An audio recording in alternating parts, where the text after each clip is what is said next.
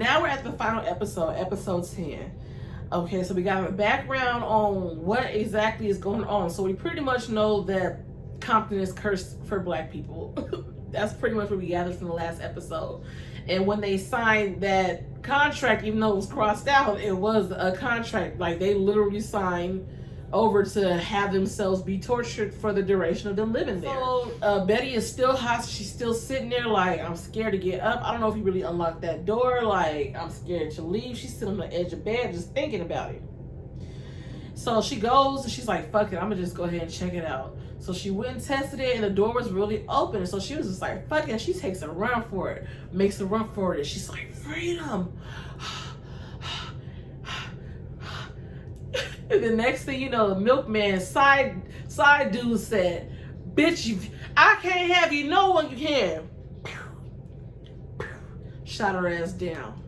So lucky she's still in the mental hospital herself. She's getting prepped for her lobotomy. They're drugging her up and like have her restrained and getting her ready for the lobotomy. But she's like, hell no, I'm not going out without a fight. So she stabs one of the nurses and she escapes from up out of that bitch. And on her way out, she doesn't just leave. She beats the fuck out of a nurse and kills one of them bitches, it looks like, and saves another one, saves another black woman from getting a lobotomy. Oh, you saved her soul, sister. You saved her soul. So yes, so Lucky escaped from the mental asylum, took a nurse out, orderly out with her, and she's like, fuck it, I'm about to go get my babies, we're getting the fuck up out of here. So we're back at the house. So Henry is still being lynched at this point. Remember last episode, the white people done broke in, they done started lynching, they done chopped off his pinky finger. So he is literally being lynched in front of his children at this point. And Ruby grows some guts and she gets that axe that her mama had from under the bed that's now magically downstairs, and she stabs that man with that axe. And she stabbed that man and got him up off of her daddy. When them other men went to go reach for that gun, she said, bitch, you bet not. Got him up off of her daddy, and them bitches ran up out of there. Shit. So the other neighbor that Ruby didn't get, his ass ran.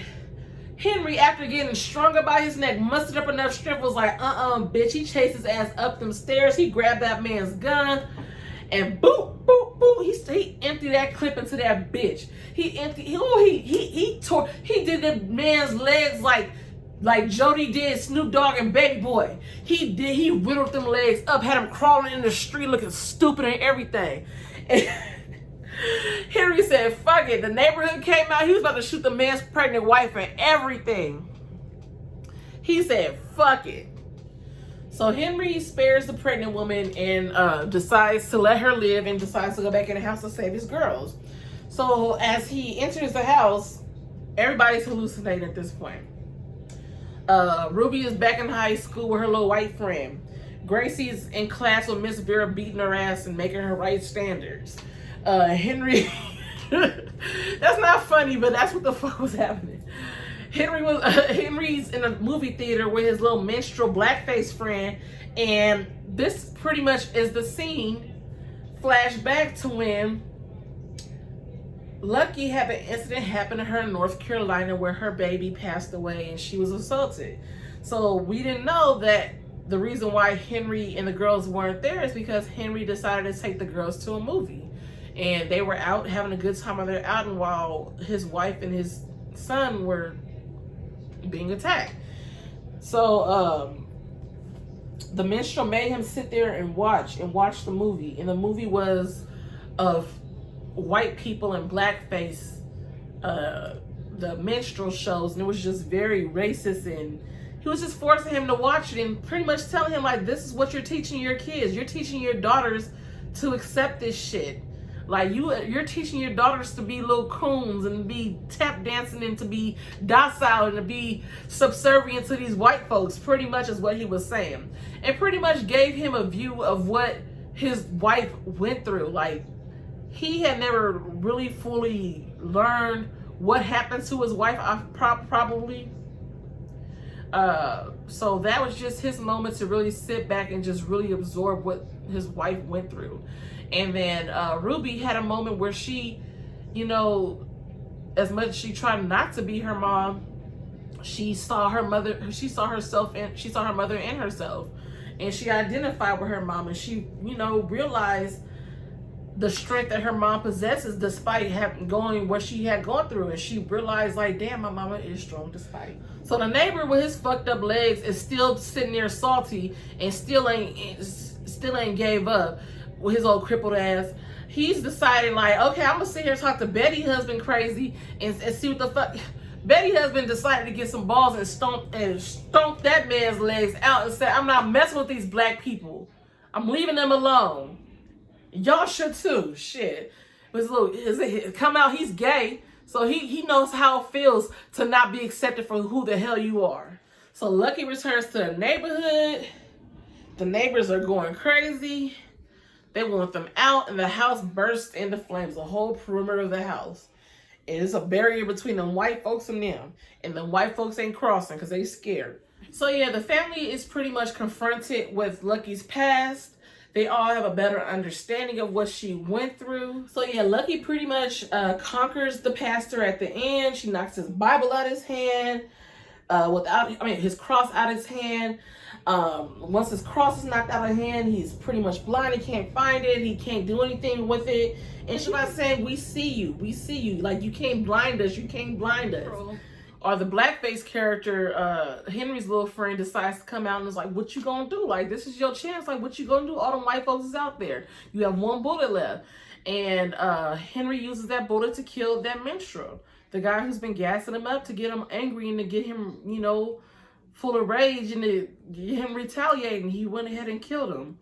And the show ended with the family standing their ground in their yard. And I don't know if they're gonna move. I don't know if they decide like, shit, put the baby back in the suitcase and put the suitcase back in the closet. We staying here. I don't know what. But from the looks of things, they ain't going no damn where. And the white folks just got to get used to them. From what I understand, I think Compton turned black after that. I don't know. So I think they stayed.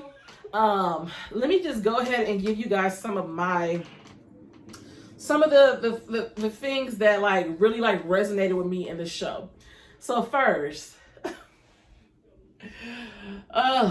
like the strength of a black woman. Like, black women, are we ever allowed to be weak? Like, that's the real question. Like, all what Lucky went through, like the loss of a child is enough to make a person go crazy. Being assaulted is enough to make you go crazy. Being discriminated against is enough to make you go crazy. People fucking with you for no reason is enough to make you go crazy. She had all these things working against her, and she was still expected to be perfect, even by her family, by her kids, by her husband, by the black woman. Is just so misunderstood. I feel like we are expected to just piece it together, to keep on trucking. And it's like, our resilience is part of our strength and part of our identity as a black woman, but sometimes we just need to break the fuck down. We can't carry everything. We can't carry everything with a smile on our face. The whole theme of this show is not being blinded by white folks. Like, their strength is in our blindness.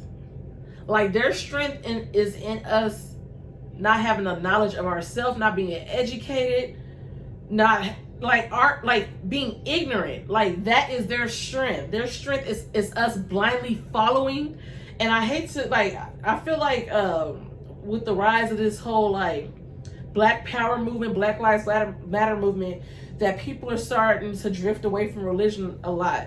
And, you know, because Christianity was introduced to white people by, you know, slave owners. And just like the pastor used the Bible to justify slavery in this show, you know, that's exactly what the slave owners did with us. So black people are just kind of like on this wave where we're anti-establishment, anti-colonizer, you know what I'm saying? But And I understand it, and I don't want to say I necessarily agree with that, because good things come from Christianity. Like, there's good messages.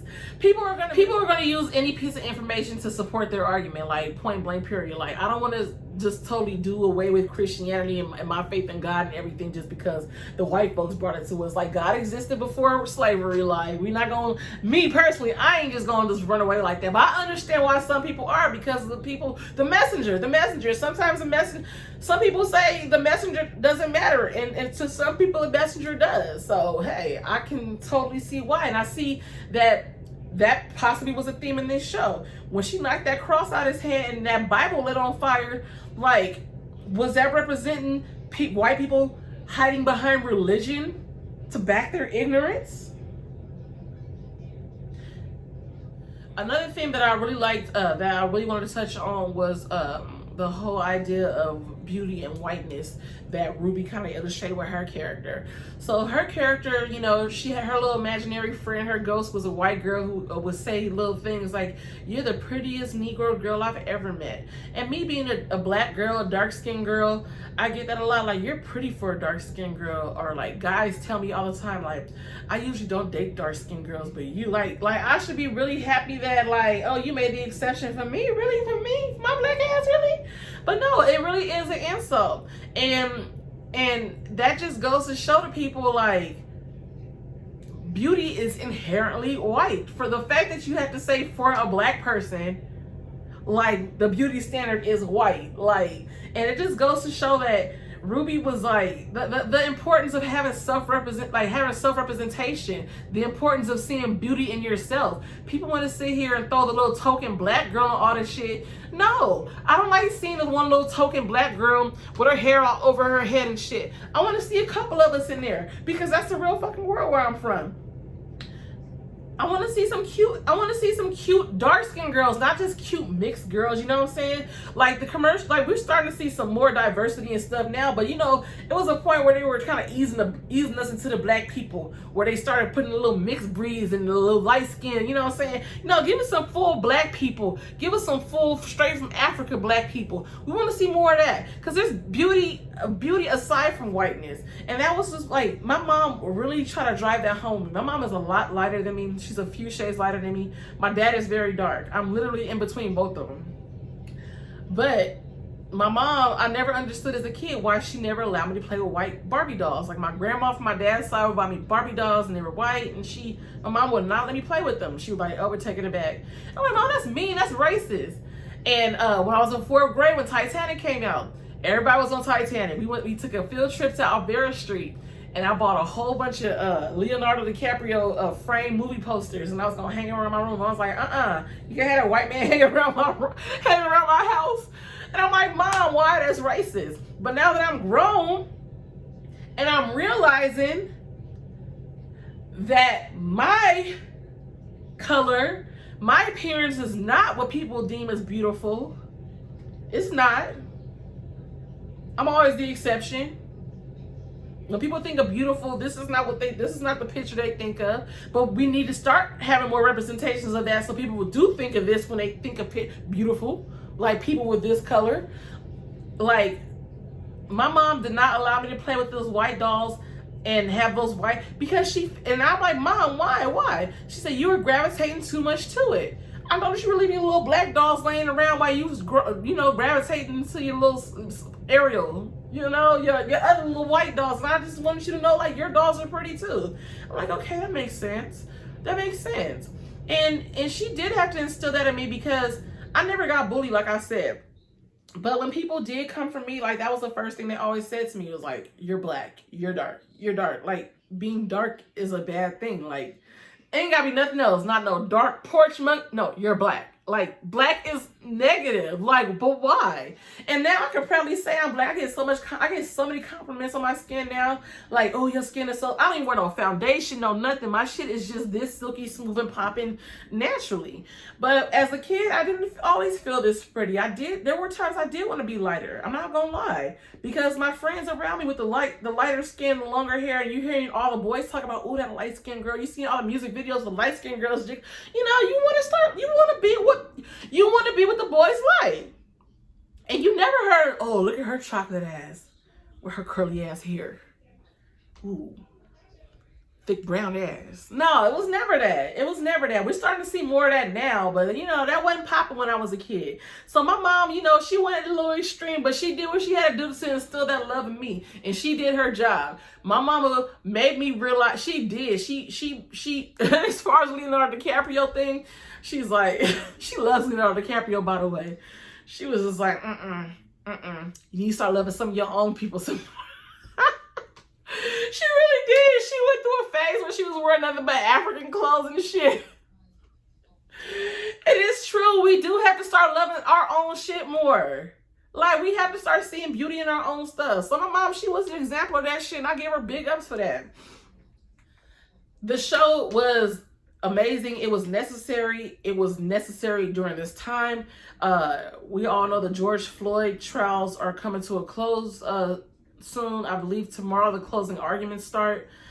It's a very tense moment racially for a lot of us right now. A lot of us are on edge. A lot of us are angry right now because it seems like every time we're like fighting a case, like the Trayvon Martin case, Breonna Taylor case, George Floyd case, when we're like in court for some shit like this, and that's what's in the news, it seems like the police just ramp up the brutality. I swear, ever since this trial started, it's like crazy amounts of police shootings. Like Dante, the little 13-year-old boy, like it's like what? It's like they just ramp it up. So this show is absolutely necessary. It for Black people to get a better appreciation of your ancestors. Me, I was ignorant. Like, I was one of those people who were naive and thought like, oh shit, California don't be on that racist shit. Like, I always knew California was better than the South as far as Jim Crow and segregation and all that. But I had no idea that it was to that extent. Like, the amount of racism, like, you don't see it illustrated in California like that. When you think of California during that time, you're thinking of the hippies and everybody loved it. I did not know it was going down like that out here. And my mom actually brought it to my attention because they moved from LA to Pomona when my mom was about 6 or 7 back in the 60s. And my mom said that my grandpa had bought the house. It was a fixer-upper. So they had bought the house and they would go down to the house on the weekends and fix it up. But when they finally moved down, people were like, when they were going down to go fix the house and stuff, fix the house up on the weekends, everybody was friendly because they thinking, they just come around and fix the house. But when it was time to come move in and they saw that these niggas are moving in, my mom said the very next week she saw nothing but for sale signs all up. White flight. They all left. It wasn't friendly neighbor. When, you know, you thought the Black folks was just a staff working on the house, when you saw they was moving in, it was time to shake. And we all know what Pomona look like now. It look like Little Mexico with a sprinkle of chocolate. Some Mexican hot chocolate, some abuelita. It's very educational. It opened my eyes to how racist California was and still is. It opened my eyes to the sacrifices that my people had to go through, just having to suppress their anger, that rage, that blackface character that was following Henry around throughout that show. Throughout the show, that is representative of the rage that we carry inside ourselves. And the white folks are purposely poking and prodding us to react like that, so they can be like, see, we told y'all. We can't give them that. And that could be viewed as being an Uncle Tom or coonish or whatever. But at the end of the day, it saved a lot of our ancestors' lives. It did. And it took strength to do that. Because can you imagine as a man having to go through what Henry went through with his wife and not being able to do anything about it but up and move? Like, your grandfather might have had to do that with your grandma. Like, these are people that we still talk to today. This is not that far removed. This is like, my grandma's in the living room right now. My grandma was literally talking about how she ditched school to go protest in Dallas. My grandma's from Texas. My grandpa too. So they really came from the South and really went through the struggle. And to see that they actually had to go through that again when they were leaving that to come to the West, it sure was better, but Yeah, my mom, my mother experienced that. My mama. So when white people want to sit here and say, well, how is racism relevant to you to this day? Like this, my mama and this show. So I want white folks to watch this show. I want Asians to watch this show.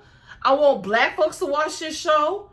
I want everybody to watch this show. Everybody needs to watch this show. Everybody will learn from this show. Just to get an idea. It doesn't hurt to learn, just to get an inside glimpse of what other people are going through. Like, it's okay to educate yourself. So, I challenge you all to go check it out for yourselves. If you don't go check it out, hey, you're lost. I enjoyed it. I thoroughly enjoyed it. It had a nice horror aspect to it, but overall, it made me feel proud to be a black person. It made me angry. I'm not gonna lie. It got me looking at white folks like. But that's why I said white folks need to watch this so y'all can check yourselves, so y'all can see how the fuck y'all be looking, Karens. But yes, go ahead and check it out. It's on Amazon Prime. 10 episodes. Nice, beautiful black cast. Oh, handsome man. But yes, go ahead and check it out. Go ahead and support. This is right on time, like I said, during all this police brutality. We got George Floyd case going on right now, and I swear to God, if Derek Chauvin does not get put up under the jail, the way I'm feeling after watching them, I am tearing some shit up. If you guys watch this, you will see why I feel exactly how I feel.